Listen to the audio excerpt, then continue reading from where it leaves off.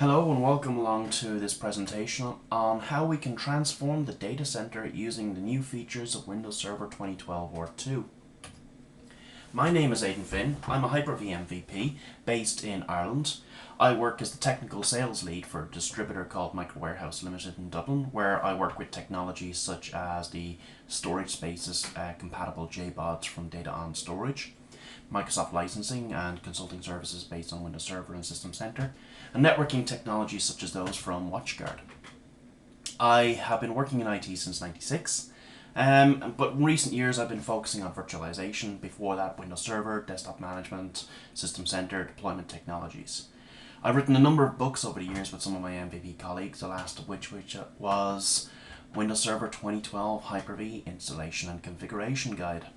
On Twitter, I am at Joe_Elway, where I will tweet about a lot of Microsoft technologies and associated tech as well. I blog on aidanfinn.com, and I am a contributing editor specializing in Microsoft Virtualization on the Petri IT knowledge base. In this presentation, I want to give you a brief overview of the new functionality in Windows Server 2012 v2, and we'll be having a look back at some of the new features that were introduced in 2012 as well. There's a lot to Windows Server 2012 v2, and we really are only looking at a tiny piece of the entire picture in this session. The vision you will have heard in the keynote and in many Microsoft presentations is this whole three clouds concept. Microsoft believe that they have built a cloud operating system based on Windows Server 2012 v2 and System Center. Together, we can have this hybrid cloud solution that brings together your on-premise or private cloud built on Windows Server 2012 v2, HyperV and System Center, a hosting company's public or hosted private clouds based again on HyperV, System Center and the Windows Azure Pack, and Microsoft's own public cloud, Windows Azure, which is also based on Windows Server 2012 HyperV. Together you get one consistent platform, and you can integrate the three so you can choose where the individual tiers of your services are placed based on the offerings that each tier or cloud can offer to you and suits your needs. The whole thing is Windows Server 2012 v2 HyperV and System Center. And in this session, I'm going to be looking at one of the key pillars of Windows Server 2012 v2, which is virtualization and cloud computing. Now, virtual machines are obviously one of the building blocks of virtualization. Microsoft have given us a new generation of virtual machine hardware called Generation 2 virtual machines. We still can deploy, and probably will for the time being, deploy Generation 1 virtual machines, but we now have a path forward where we don't have any of the legacy hardware of the past. So for example, we don't boot off of the IDE controller in a virtual machine anymore. We only have the synthetic NIC, which is capable of PXE booting. Instead of a legacy BIOS, we now have UEFI, which gives a secure boot. And this basically gives Microsoft a path forward for a modern virtual machine. We can deploy this right now and manage it using System Center 2012 v2 with guest operating systems that run Windows 8, Windows 8.1, Windows Server 2012, or Windows Server 2012 v2. Now, a common misconception is that lots of the other features I'm going to be talking about depend on Generation 2 virtual machines. That's not actually the case. Generation 2 and Generation 1 virtual machines allow us to do all the other functions and features that I'm going to talk to you about in this presentation. Enhanced Session Mode improves our ability to connect directly to a virtual machine. And normally when you're working with virtual machines, you're going to use Remote Desktop. Microsoft have brought the performance of Remote Desktop, powered by the RemoteFX protocol, to our Connect window by enabling RemoteFX to be encapsulated through the VM bus and into the integration services of the guest operating system running in a Windows Server 2012 v2 HyperV virtual machine. The features of RemoteFX have been brought to this KVM style experience. So now we get shared clipboard, audio redirection, enhanced remote desktop logon, and other features that you would get, such as USB redirection. does not depend on any network connectivity for the virtual machine. That's a common misconception. When people hear remote desktop or remote effects, they also think that there's licensing requirements. No, this is not terminal services or session hosts or remote desktop services. This is the remote effects protocol being used by HyperV. So there are no additional licensing requirements to use this feature. It's just built in and it works, assuming that your guest operating system is running Windows 8.1 or Windows Server 2012 or 2. If you're deploying hosts through volume licensing or OEM licensing based on Windows Server 2012 or 2 data center, then one of the features of that data center license is that you can deploy as many copies of Windows Server in virtual machines on that licensed host. Now that brings up a complication that's both licensing and technical. You need to activate those guest operating systems in some way. If you're running a large enterprise or a public cloud, you're going to have lots of VLANs that might be firewalled, or you may be doing software-defined networking where virtual machines can't connect to the internet to connect to the Microsoft clearinghouse or to your KMS that's running in your hosting infrastructure. So how do you activate these guest operating systems? Microsoft added a feature to Windows Server Data Center Edition in 2012 or 2 where you can your virtual machines will automatically activate if the host is running 2012 or 2 Data Center Edition and it is activated. And we simply do this by deploying virtual machines with a standard AVMA key, which is shared by Microsoft on the TechNet site. And this should simplify your deployments in large public clouds or private clouds. If you're working in DevOps, you're doing testing or support, or maybe you're engineering complicated upgrades, it'd be nice if you get a copy of a running virtual machine to work on without impacting production systems. We can do this using a feature called Live Virtual Machine Export or Cloning. We can export a running virtual machine or even a snapshot of a virtual machine to get an identical copy of that virtual machine through the operating system, the data, the SID, the network configuration. The entire stack of that virtual machine is cloned. We can take that virtual machine and bring it up on an isolated network or isolated hosts and then do our testing and our development work. Once we have documented our procedures or we diagnose the problem, we can bring those procedures or the solution to that problem to the production system, schedule a brief maintenance window, and have minimized impact on services when we do the actual hands-on work. Linux is an important workload, and Microsoft has invested a lot over the years in enabling Linux workloads to work as equal citizens with Windows Server guest operating systems on Hyper-V. The Linux integration services have been a part of the Linux guest OS for quite some time. If you download a new version of CentOS or Ubuntu, Red Hat Enterprise Linux, SUSE Linux Enterprise Server, or even Oracle Linux, which is supported on Hyper-V, those Linux integration services are already a part of the operating system. And you can download newer versions of these integration services for older versions of the distros. In 2012 or 2, we get additional functionality such as dynamic memory, so we optimize how memory is assigned to our Linux workloads.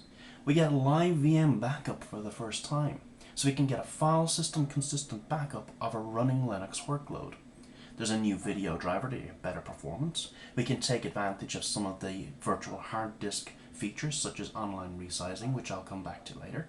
And there's additional functionality in there for Linux administrators, engineers, and people creating Linux virtual appliances. Storage is an essential foundation for all virtualization and cloud implementations. And Microsoft has done a lot in recent years for storage. In 2012, we got a lot of investment in block storage. So we had functionalities such as offloaded data transfer or ODX added to 2012 to optimize how files were transferred within a SAN. Microsoft also wanted to give us software-defined storage. And this is where we get away from LUN administration and move towards something that's more automatable and easier to manage. The first piece of this was SMB3. SMB is Microsoft's file share protocol, which you should be used to if you're a Windows administrator. It's one of the first things that you learn how to implement and manage. and secure.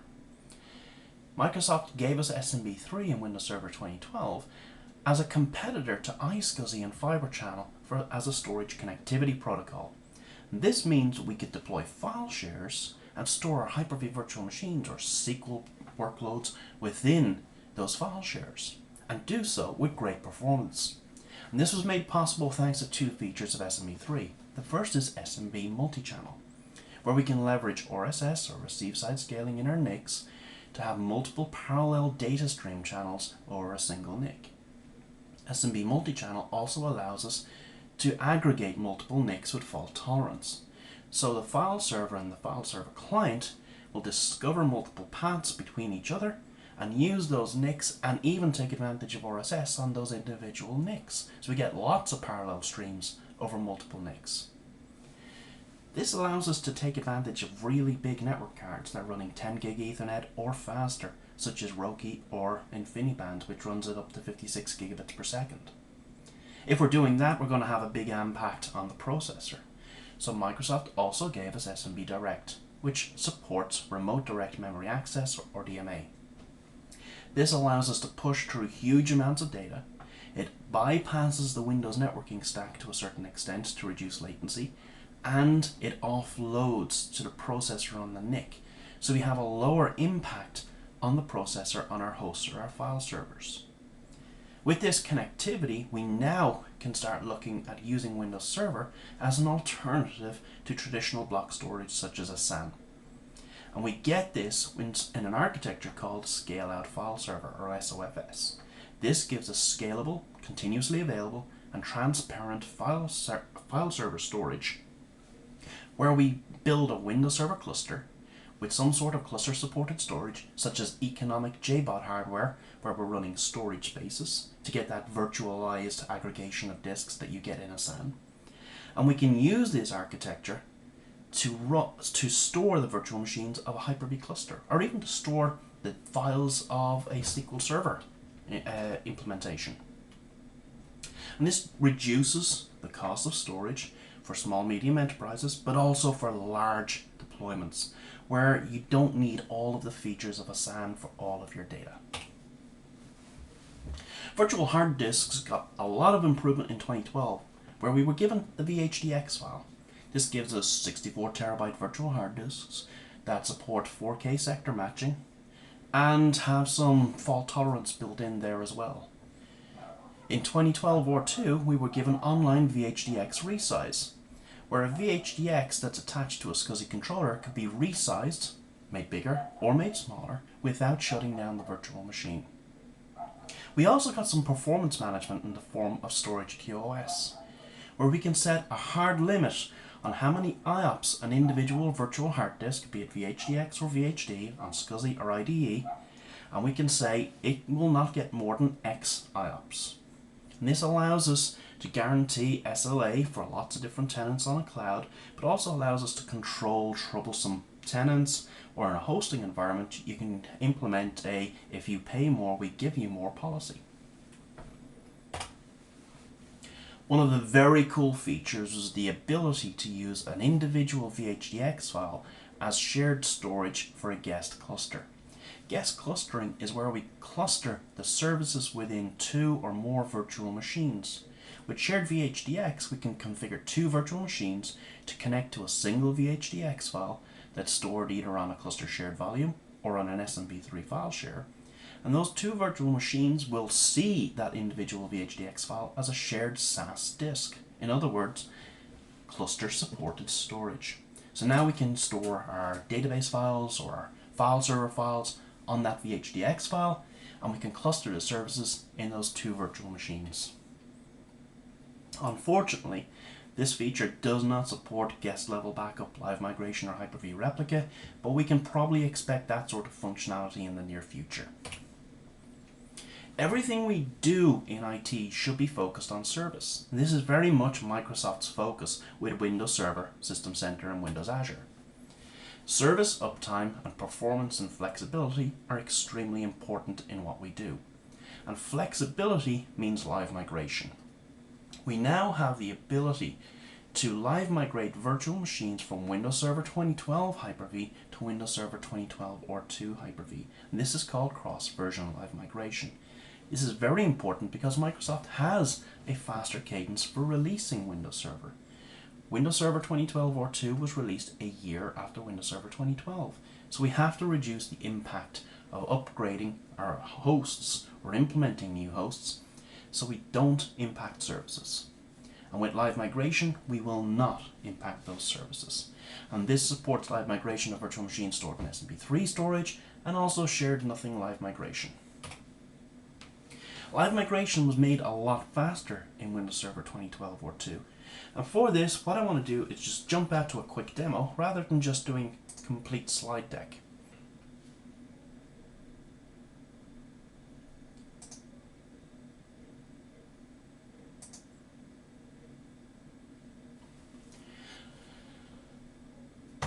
So what I'm going to do now is perform the default legacy type of live migration which you'll have gotten in Windows Server 2008 or 2 and Windows Server 2012.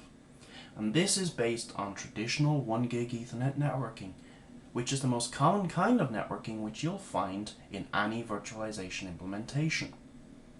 This virtual machine has 4 gig of RAM and about a 2 gig workload, so it's pretty typical for what you'll find out there.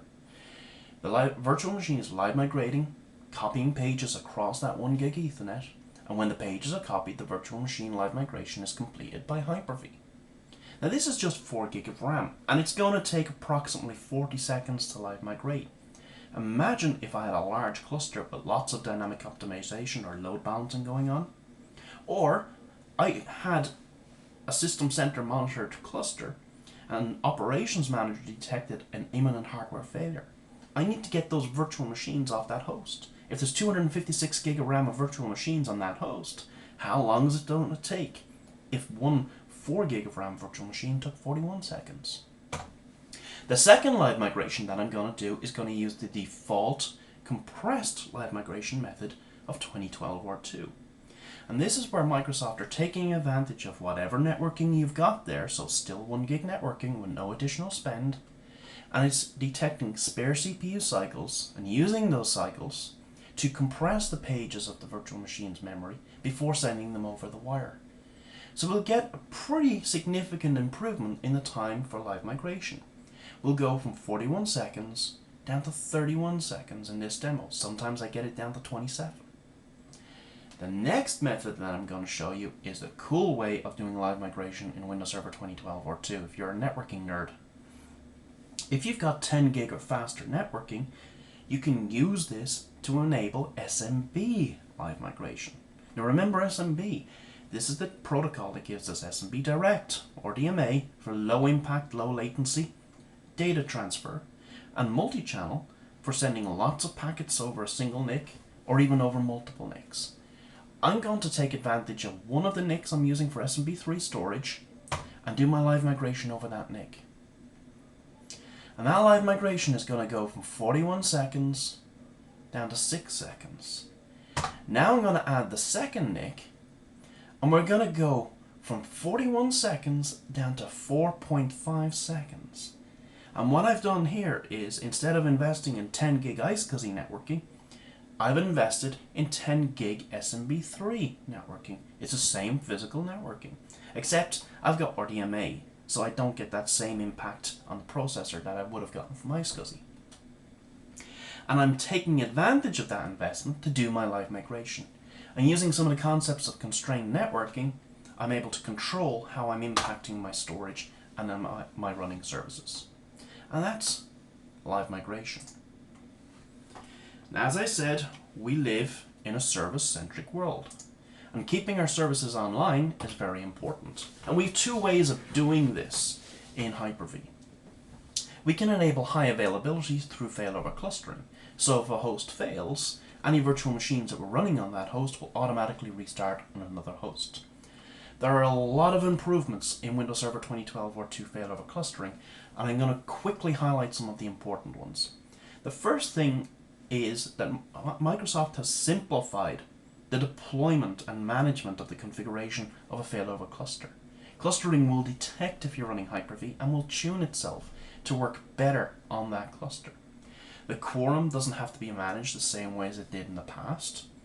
We have a cool feature called protected networks, so if a virtual machine's physical network connectivity on the host fails, failover clustering will automatically live migrate that virtual machine to a working host if there's capacity available. And cluster shared volumes now support the resilient file system, and we get CSV ownership rebalancing happening automatically on the cluster. If you need disaster recovery, so the ability to do multi-site fault tolerance, then we have HyperV Replica, which was given to us first in Windows Server 2012. This gives us built-in asynchronous replication of running virtual machines at no additional licensing cost. We now can replicate those virtual machines every 30 seconds, every 5 minutes, or every 15 minutes. Where we replicated from Site A to Site B in Windows Server 2012, we now can replicate from Site B to Site C. This is called extended replication.